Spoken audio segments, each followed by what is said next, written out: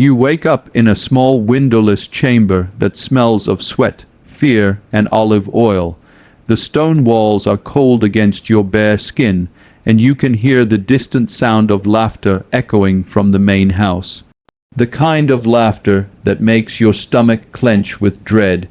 Your body aches from last night, bruises blooming purple and yellow across your ribs like some grotesque flower.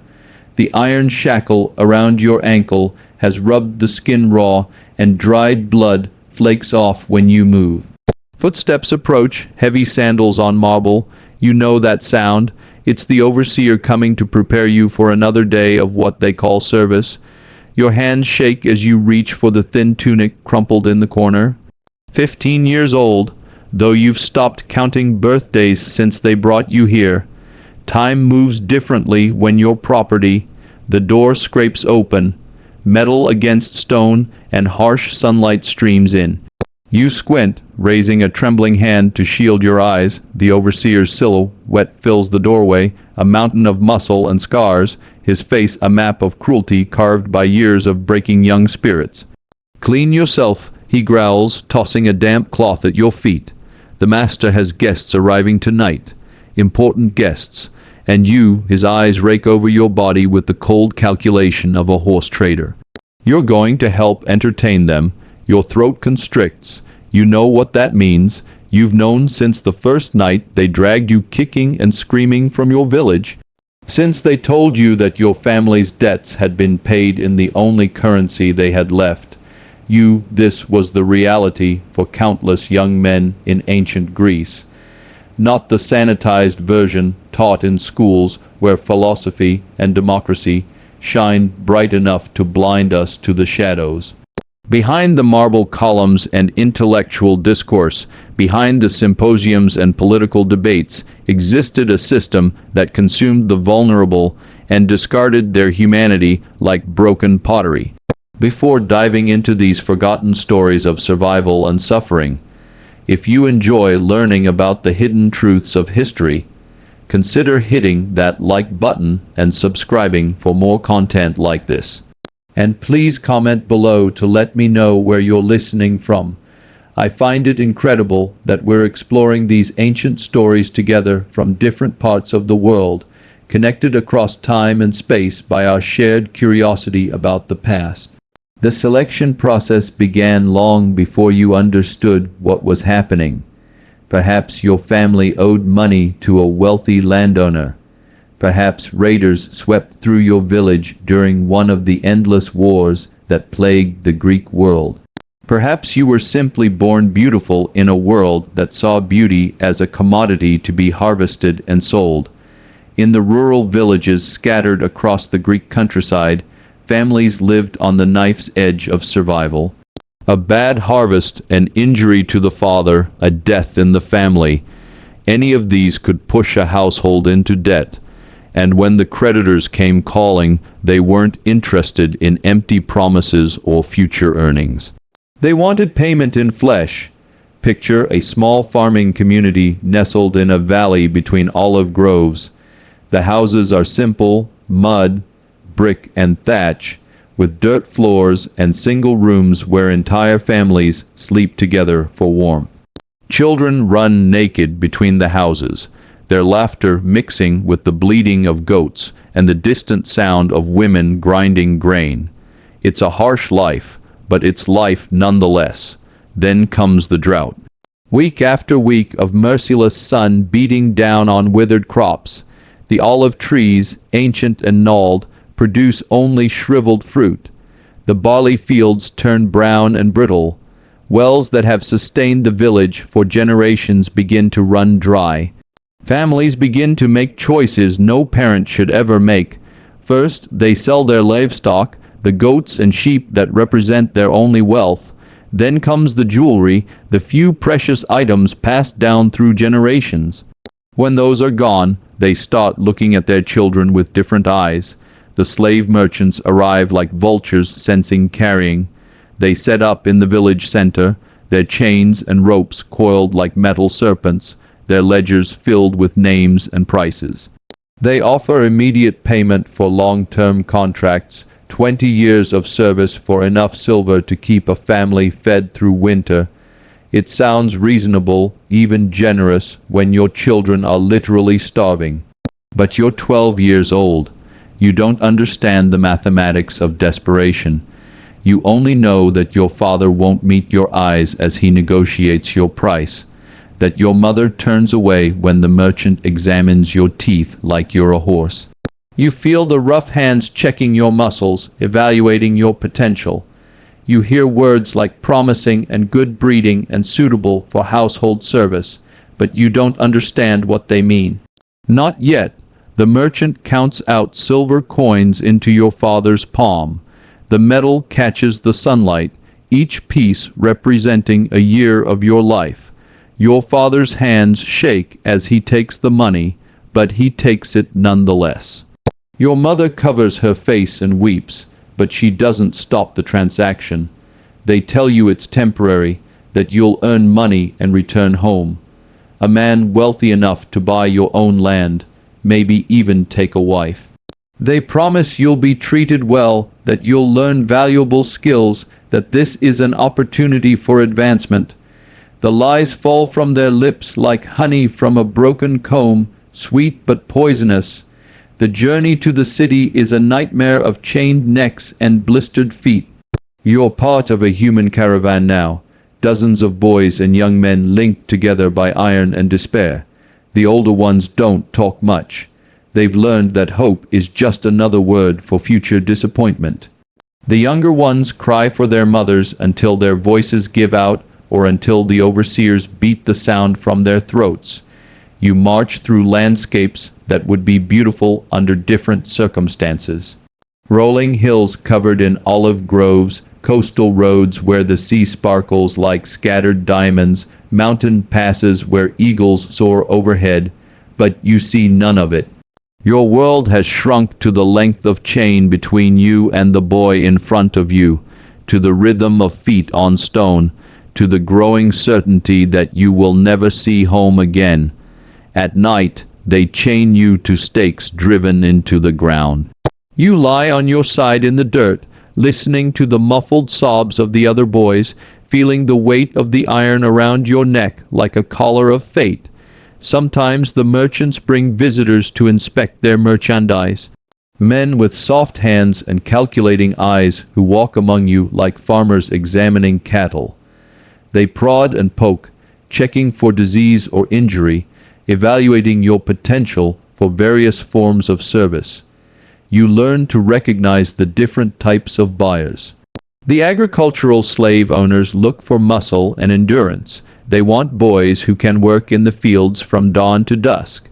The household masters seek a different quality, compliance, intelligence, a certain fragility that suggests you won't cause trouble.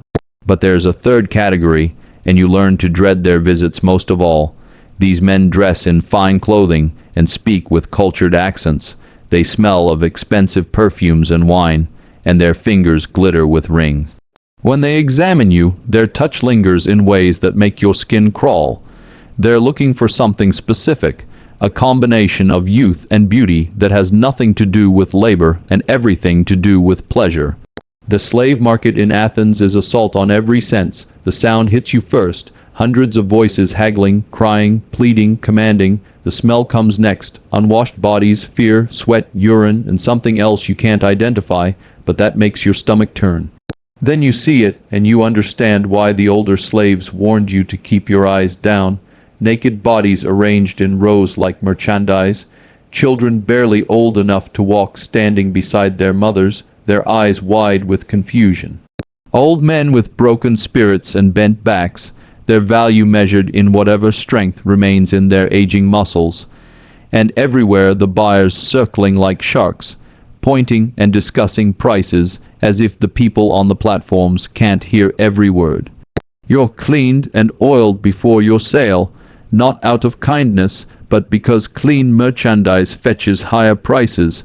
The oil makes your skin gleam in the sunlight, highlighting the lean muscles you've developed during the journey.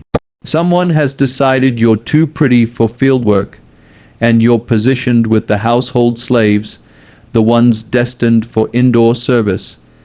The auctioneer's voice booms across the market as he describes your attributes, your age, your region of origin, your physical condition. He mentions your pleasing appearance and gentle temperament, code words that make certain buyers lean forward with interest.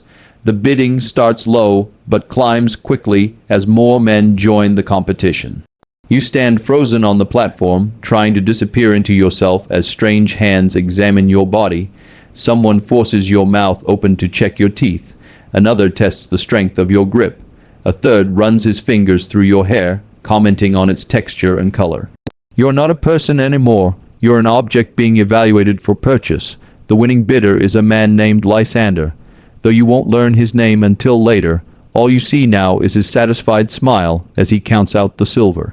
His eyes already possessing you before the transaction is complete.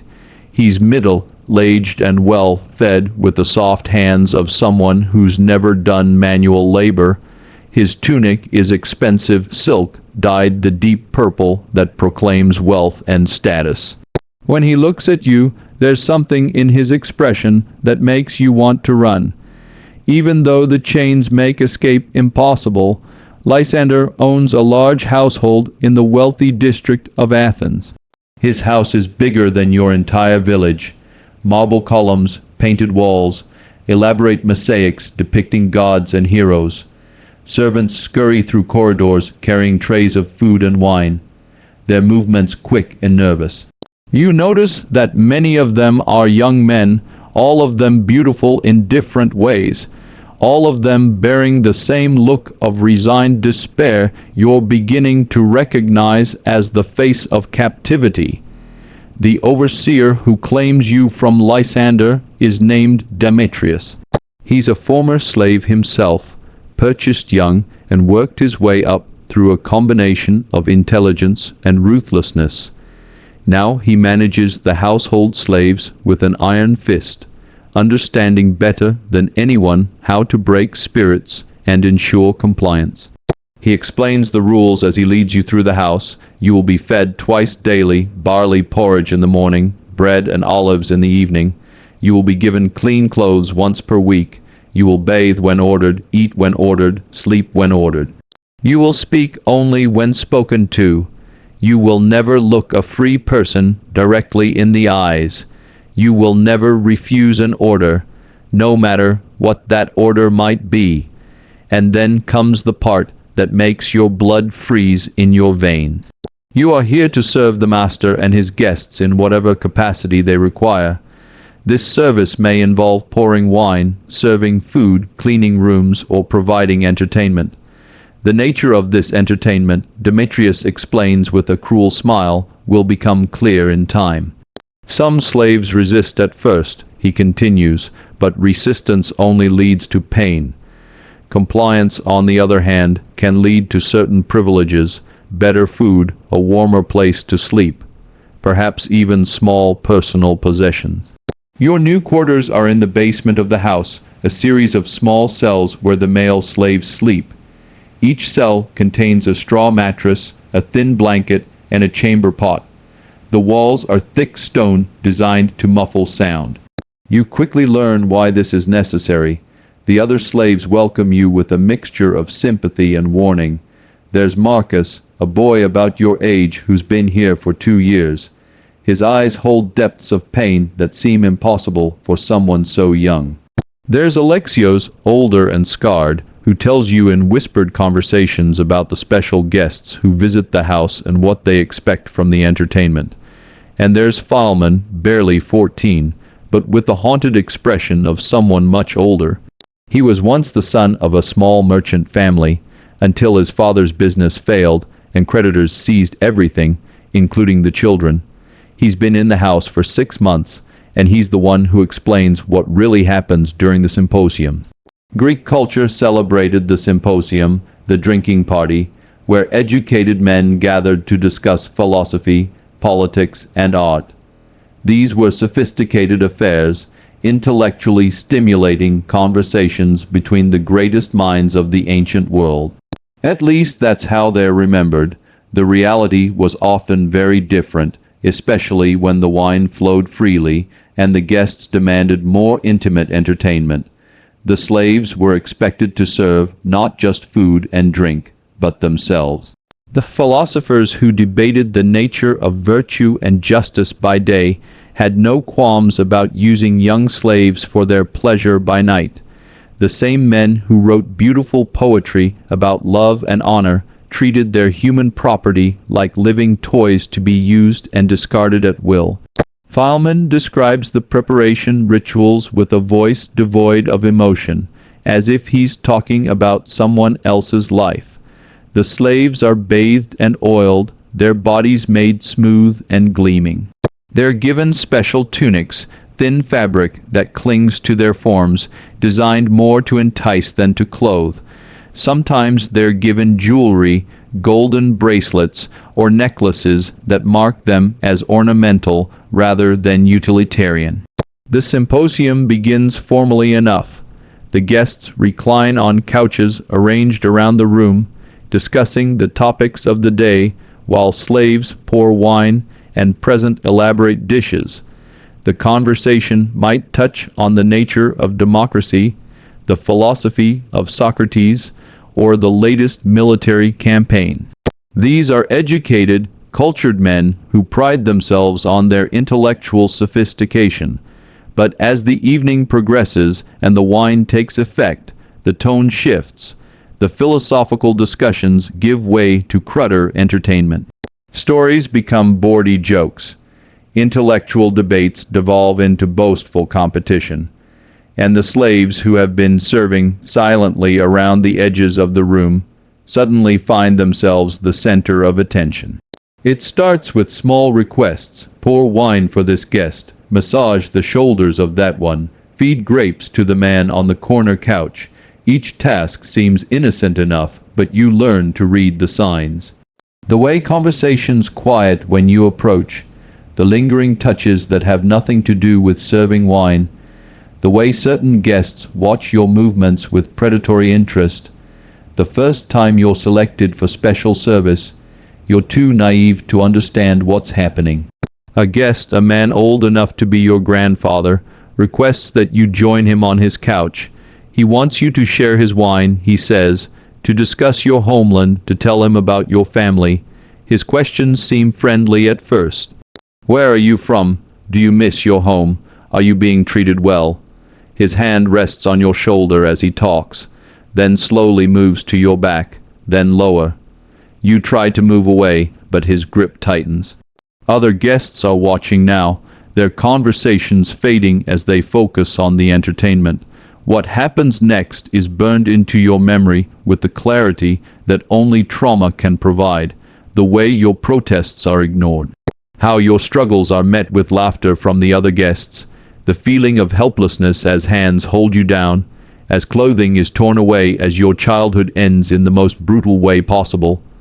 Afterwards, you lie in your cell and stare at the stone ceiling, trying to understand how the world could contain such cruelty. Your body aches, but the emotional wounds cut deeper. You're not even a person anymore. You're a thing to be used and discarded, a source of entertainment for men who write poetry about the beauty of the human soul. But this is only the beginning. Over the following months, you learn that what happened that first night was considered mild by the standards of the house. Some guests have specific preferences, particular cruelties they enjoy inflicting. Others compete to see who can break a slave spirit most completely. The overseer encourages this behavior, knowing that broken slaves are compliant slaves. You discover that the household operates on a complex hierarchy of abuse. The newest slaves bear the worst treatment, serving as fresh meat for the guests' appetites. Those who survive long enough might be promoted to different roles: personal servants to less violent masters, or kitchen workers who rarely interact with guests directly. But promotion requires more than just survival. It requires a complete surrender of dignity, a willingness to participate in your own dehumanization. Some slaves try to resist. Marcus attempted to escape during his first month, only to be recaptured and beaten so severely that he walked with a limp for weeks afterward. Alexios once refused a particularly degrading order and spent 3 days chained in the courtyard without food or water, exposed to the elements as an example to the others. But resistance, you learn, takes many forms. Some slaves retreat so deeply into themselves that they become like walking corpses, present in body but absent in spirit. Others develop a kind of desperate cunning, learning to anticipate their master's moods and avoid the worst punishments through careful observation and submission. And a few, the lucky ones, simply die, whether from disease, injury, or sheer despair. Death becomes a form of liberation. You've seen slaves simply stop eating, stop responding to orders, stop caring whether they live or die. The overseers usually replace them quickly. There's always a fresh supply of young bodies available at the slave markets. The psychological techniques used to break slaves are as sophisticated as they are cruel. Isolation is one of the most effective weapons. You're cut off from everyone you've ever known, surrounded by people who are as powerless as you are. The other slaves can offer sympathy, but they can't provide protection or hope. Unpredictability is another tool. You never know when you'll be summoned, what will be required of you, or how severe the punishment might be for the smallest mistake. This constant uncertainty creates a state of chronic fear that wears down resistance more effectively than any physical torture. But perhaps the most insidious technique is the destruction of identity. They take away your name and give you another, something that sounds more exotic or pleasing to Greek ears. They forbid you from speaking your native language or practicing your family's customs. They dress you in their clothes, feed you their food, force you to worship their gods. Slowly, systematically, they erase everything that made you who you were. The guests who visit the house represent the cream of Athenian society. Wealthy merchants, government officials, renowned philosophers, celebrated artists, men whose names are recorded in history as great contributors to human civilization. Yet here, in the privacy of Lander's dining room, they shed their public personas and reveal appetites that would shock their admirers. There's Dionysios, a respected politician known for his speeches about justice and civic virtue. In public, he champions the rights of citizens and speaks eloquently about the moral foundations of society. In private, he delights in humiliating young slaves, forcing them to perform degrading acts while he quotes passages from Homer. Then there's Cleomenes, a wealthy merchant who funds public works and is praised for his generosity to the poor. His charitable reputation masks a taste for violence that leaves slaves scarred and broken. He views his cruelty as a form of education, claiming that pain teaches valuable lessons about the natural order of society. Most disturbing of all is Sophist, a philosopher who writes treatises on ethics and the nature of the good life. His public teachings emphasize the importance of virtue, self-control, and respect for the divine order. But when wine loosens his tongue and darkens his heart, he becomes a monster who justifies every cruelty with elaborate philosophical arguments. These men don't see their behavior as contradictory. In their minds, slaves exist in a different moral category than free citizens. The virtues that apply to relationships between equals simply don't extend to property. A man can be generous to his neighbors, just to his peers, and cruel to his slaves without any sense of inconsistency. This moral blindness extends throughout Greek society. The same culture that produced magnificent art, groundbreaking philosophy, and innovative political systems also normalized the complete dehumanization of entire classes of people. The contradiction isn't accidental. It's structural. The leisure time that allowed free citizens to pursue intellectual and artistic endeavors was built on the backs of slave labor, As months turn into years, you develop survival strategies that would have been unimaginable to your younger self. You learn to read the subtle signs that indicate a guest's mood and preferences. You discover which behaviors are most likely to earn rewards and which will result in punishment. You master the art of psychological absence, appearing compliant while retreating so deeply into yourself that your spirit remains untouchable. But survival comes at a cost. Each compromise with evil chips away at something essential inside you.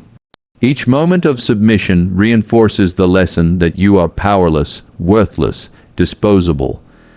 The boy who once ran laughing through olive groves becomes a hollow-eyed young man who moves through life like a ghost, haunting his own body. The other slaves become your only family, bound together by shared trauma and mutual protection. You develop a silent language of glances and gestures, ways to communicate warnings and offer comfort without alerting the overseers. You share what little food you can spare, take turns standing watch during the few hours of rest you're allowed, and hold each other when the nightmares become too much to bear alone. But even these relationships are tainted by the system that created them. Competition for the master's favor can turn friends into enemies. The promise of better treatment might tempt someone to betray a planned escape or report another slave's minor transgression. The very bonds that keep you sane also become tools for your oppression. Some nights lying on your straw mattress in the darkness, you try to remember your mother's face, but the image grows fainter with each passing month, replaced by the faces of your tormentors. You try to recall the sound of your father's voice, but it's drowned out by the laughter of guests and the cries of other slaves. Your past becomes as distant as a half-remembered dream, while your present nightmare stretches endlessly toward an unimaginable future. The physical abuse is constant and varied. Some guests prefer their entertainment to be subtle, psychological domination that leaves no visible marks, but carves deep wounds in the spirit. Others are more direct, using fists and whips and heated metal to inscribe their ownership on slave bodies.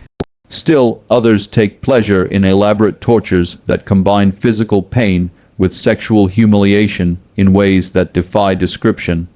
But it's the casual nature of the cruelty that proves most devastating.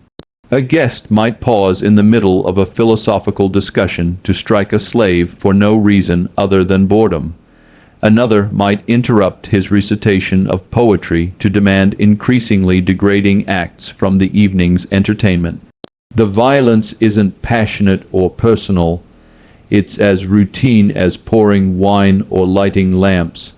The slaves learn to treat their own bodies as foreign objects, things that happen to house their consciousness but don't really belong to them. You develop the ability to float above yourself during the worst moments, to observe your own suffering with a kind of detached curiosity. It's a survival mechanism, but it comes with its own price, a growing disconnection from your own humanity that mirrors the way your masters see you. As your second year in the house begins, you notice changes in yourself that go beyond the obvious physical scars. Your voice sounds different, flatter, more careful, stripped of the regional accent that once mocked you as a child of the mountains. Your posture has changed too. You move with the hunched shoulders and downcast eyes of someone who has learned that visibility leads to suffering. More disturbing are the changes in your thinking. You catch yourself automatically calculating the preferences and moods of free people, even when they have no power over you. You flinch at unexpected sounds and movements.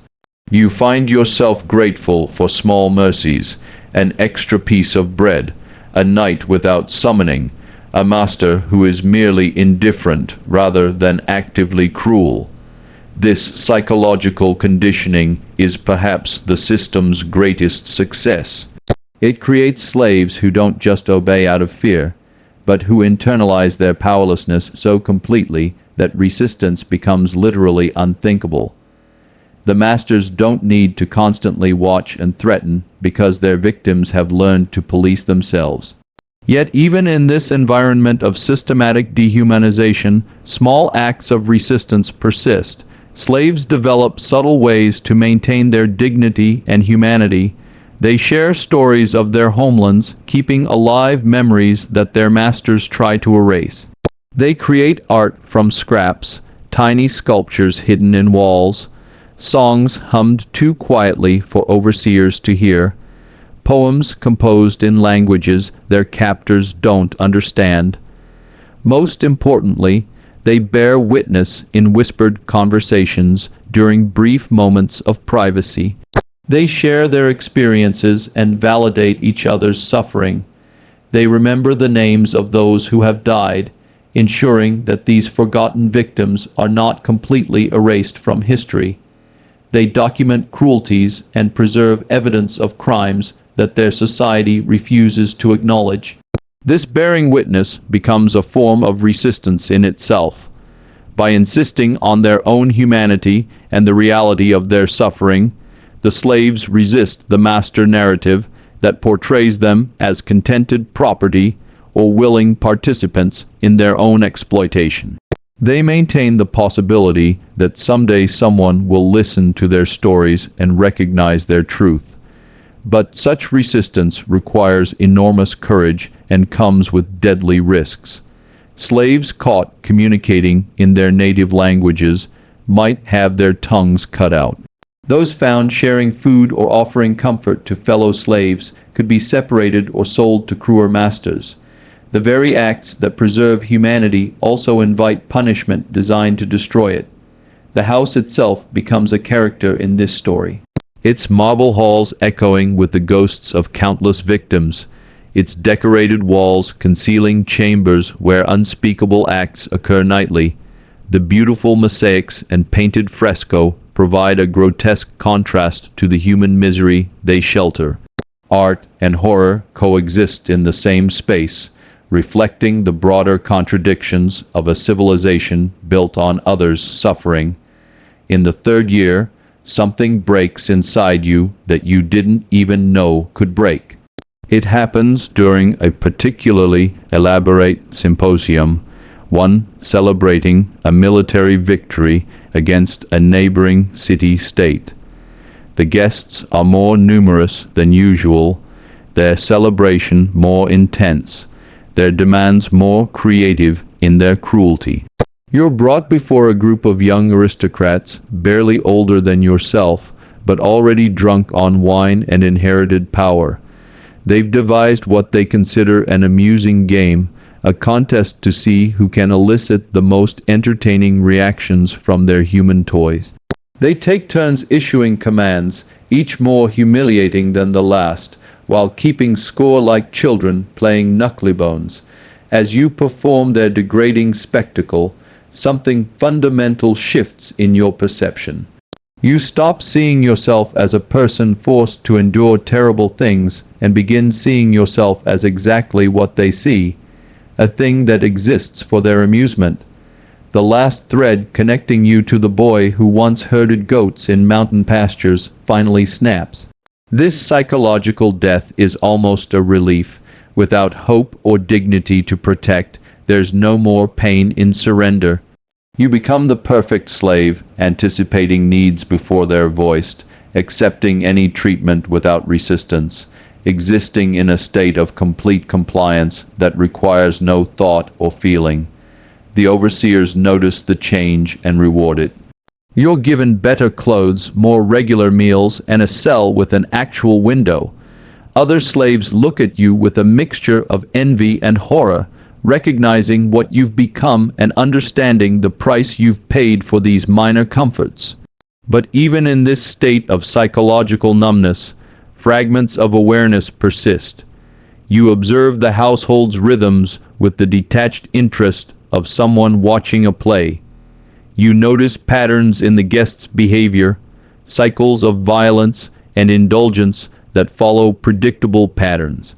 You begin to understand the economics of suffering that keep the system functioning. The house operates on a constant supply of fresh victims. Young slaves rarely last more than a few years before they're either broken beyond usefulness or aged beyond their master's preferences. Some die from disease or injury. Others are sold to gladiator schools or mining operations when their beauty fades. A few simply disappear one night, their fate unrecorded and unlamented. This turnover necessitates regular visits to the slave market. You sometimes accompany Demetrius on these trips, serving as an example of what proper training can accomplish. The irony isn't lost on you. The broken boy who once stood trembling on the auction block now helps evaluate new merchandise for his master's collection. You watch the terror in young faces and feel nothing. When Demetrius asks your opinion on a particular boy's suitability, you offer technical assessments based on years of bitter experience. This one will resist too much and require breaking. That one is already too damaged to be worth the investment. The third shows promise for long-term service. The new slaves look at you with desperate hope, seeing in your survival some possibility of endurance. They don't understand that survival and living are very different things. They can't see that the person standing before them died years ago, leaving only a hollow shell programmed to serve.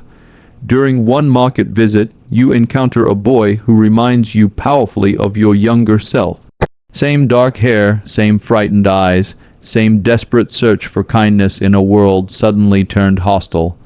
He's maybe 13, small for his age, but with the lean strength of someone raised on hard work and simple food. Something stirs in the deadness behind your ribs. As you watch him for just a moment, you remember what it felt like to be human. The sensation is so unexpected and painful that you actually stagger, causing Demetrius to grab your arm and ask if you're ill. You lie and say the heat is affecting you, but the truth is more complicated. Seeing that boy has awakened something you thought permanently extinguished. Not hope exactly, but a recognition that the person you once were deserves to be mourned. That the life stolen from you had value, even if no one else acknowledged it. The boy is purchased by a different household, sparing you the torture of watching his transformation.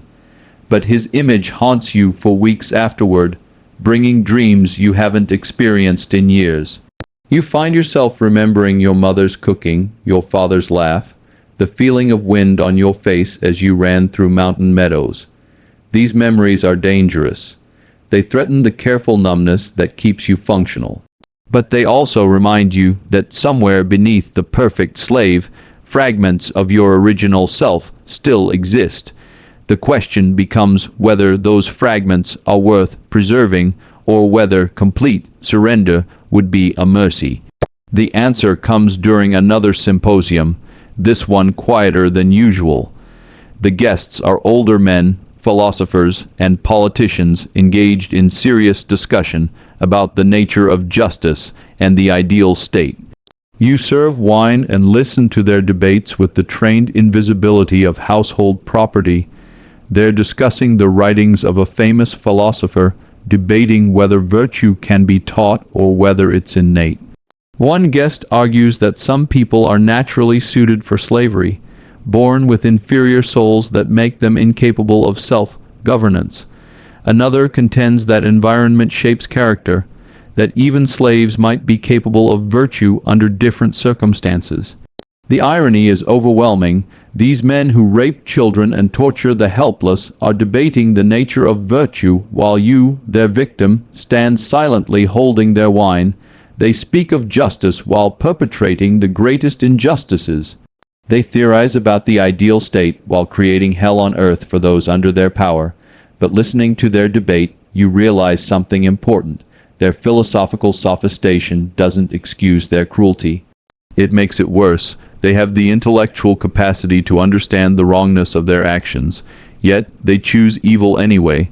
They're not ignorant barbarians acting from instinct. They're educated monsters who have rationalized their monstrosity. This realization brings a strange kind of clarity.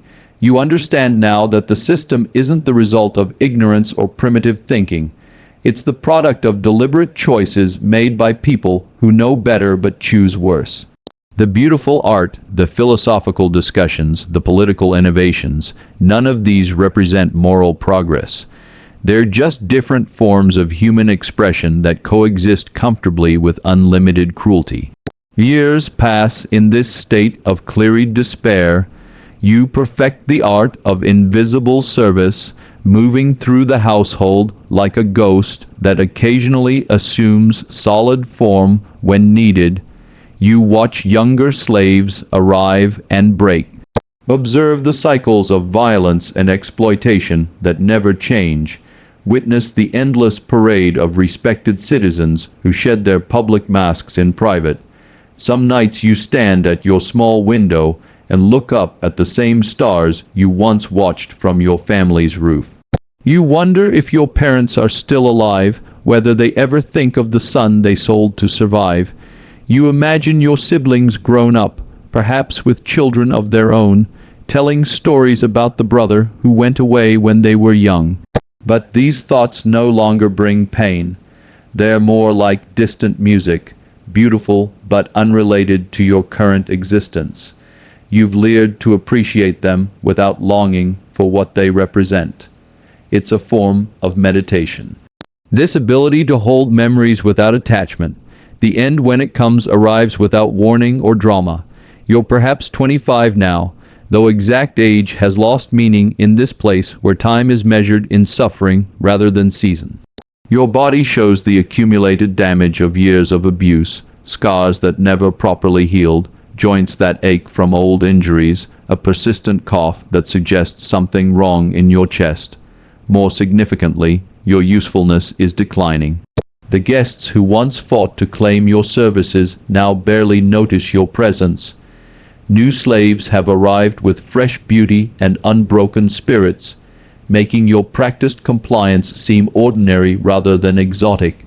You're becoming what every slave eventually becomes, invisible in a different way, overlooked rather than coveted. Demetrius calls you to his quarters one morning and explains that you're being sold to a mining operation in the mountain. It's presented as neither punishment nor reward, simply an economic decision. Your value as household entertainment has depreciated below the cost of maintenance, but you still have years of hard labor ahead of you. The mining camps are where slaves go to die slowly. Everyone knows this, including you. The work is backbreaking, the conditions lethal, the life expectancy measured in months rather than years. It's not execution exactly, but it's not survival either. You receive this news with the same emotional flatness that has characterized your existence for years. Death in the mines or death in the household. What difference does it make? You've been dead in every meaningful sense for so long that the cessation of biological function seems almost redundant. But as you prepare for transport, something unexpected happens. Marcus, the boy who arrived around the same time as you, approaches during your last night in the familiar cell. He somehow managed to survive and even thrive in his own way, earning a position as personal servant to Lysander's wife. The work is easier, the abuse less frequent, the food more regular.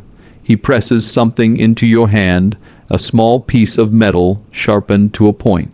It's crude but effective, a tool that could open either locks or veins. He doesn't say anything, but his meaning is clear.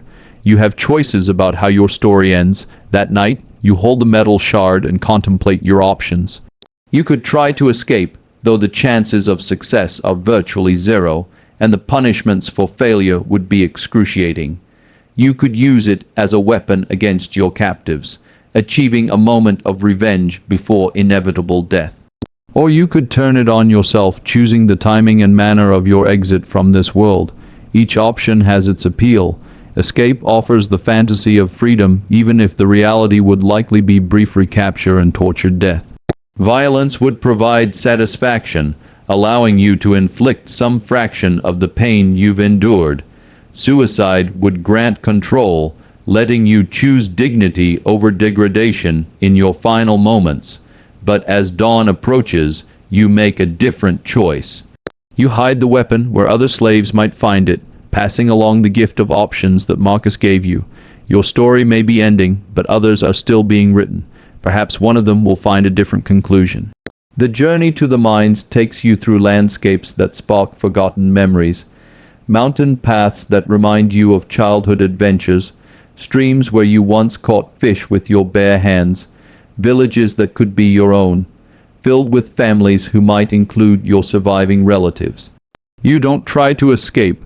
The chains would make flight impossible, and the guards are experienced in preventing such attempts. Instead, you use the journey to say goodbye to the world you're leaving. You watch eagles soar overhead and remember when you dreamed of flying. You smell wild flowers and recall your mother's garden. You listen to wind through pine trees and hear echoes of your father's voice. The mining camp is everything you expected and worse. Hundreds of slaves working in conditions that make household service seem luxurious. The tunnels are narrow and unstable, prone to collapse without warning. The air is thick with dust that tears at lungs and clouds vision. The quotas are impossible, designed to extract maximum labor before inevitable death. But even here, in this final circle of hell, you discover something remarkable. The slaves have created their own society, their own forms of resistance and mutual aid. They share food when possible, take turns supporting those too weak to work, and maintain elaborate networks of communication that span the entire operation. Most importantly, they remember in whispered conversations during brief rest periods. They tell stories of their lives before captivity. They speak names of loved ones, describe customs and traditions from dozens of different cultures, and preserve languages their captives have tried to eliminate.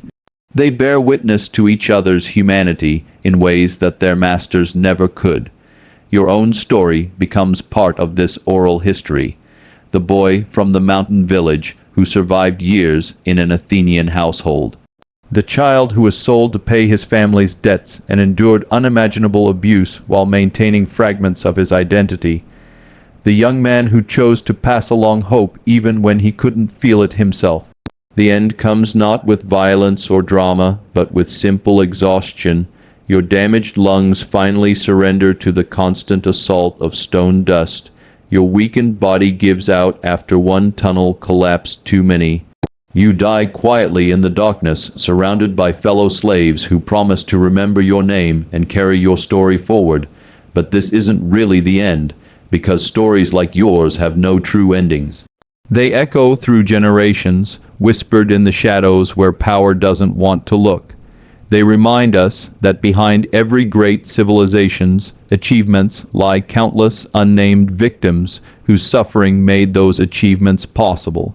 The classical world that we admire for its art and philosophy and political innovations was built on a foundation of human misery so vast and systematic that it defies comprehension. The same culture that gave us democracy and theater and rational thought also normalized the complete dehumanization of entire populations. These weren't contradictions. They were complementary aspects of the same system. And if we're honest, we have to acknowledge that similar systems exist today. They're hidden better, sanitized by layers of legal complexity and economic abstraction. But the fundamental dynamic remains unchanged. Powerful people still exploit the powerless, societies still build their comfort on others' suffering, the vulnerable still disappear into systems designed to consume them while maintaining plausible deniability for everyone else. We live in a world where children are trafficked for exploitation while society debates philosophical questions about consent and agency, where pharmaceutical companies create addiction epidemics while funding research into the nature of mental health, where technology designed to connect and educate becomes a tool for predation and manipulation of the young and vulnerable. The same moral blindness that allowed Greek intellectuals to torture slaves while writing about virtue allows modern citizens to enjoy products made by child labor while advocating for human rights. The same compartmentalization that let respected philosophers rationalize cruelty lets contemporary leaders ignore systematic abuse while speaking eloquently about justice and progress. We tell ourselves that we've evolved beyond such barbarism. But evolution in human cruelty tends toward refinement rather than elimination. The systems become more complex, the justifications more sophisticated, the victims more distant from those who benefit from their suffering, but the essential transaction remains the same. Some people's pain converted into other people's pleasure or profit. The Greek symposiums where slaves were tortured for entertainment have their modern equivalents in industries that sexualize children, in social media platforms that amplify self-harm among teenagers, in economic systems that treat human beings as disposable resources. The faces change, the technologies evolve, but the willingness to sacrifice the vulnerable for the convenience of the powerful remains constant. Perhaps the most disturbing similarity is how these modern systems hide behind the same kinds of intellectual sophistication that characterized ancient Greece: complex legal frameworks, obscure simple moral questions. Economic theories provide academic cover for exploitation. Technological innovation becomes an excuse for abandoning basic human decency. We create beautiful art while ignoring ugly truths. We write moving poetry while children disappear into systems of abuse. We develop brilliant technologies while algorithms designed to maximize engagement drive vulnerable young people towards self-destruction. We hold sophisticated philosophical discussions about ethics while the most basic ethical standards are violated daily in our name. The boy whose story we followed through these pages died forgotten in a mountain mine. His name is lost, his suffering unrecorded in official histories, his voice silenced by those who found it inconvenient. But his experience echoes through time in the voices of everyone who has ever been treated as less than human for someone else's benefit. Tonight, somewhere in the world, another child is being sold to pay a family's debts. Another young person is being broken by systems designed to exploit their vulnerability.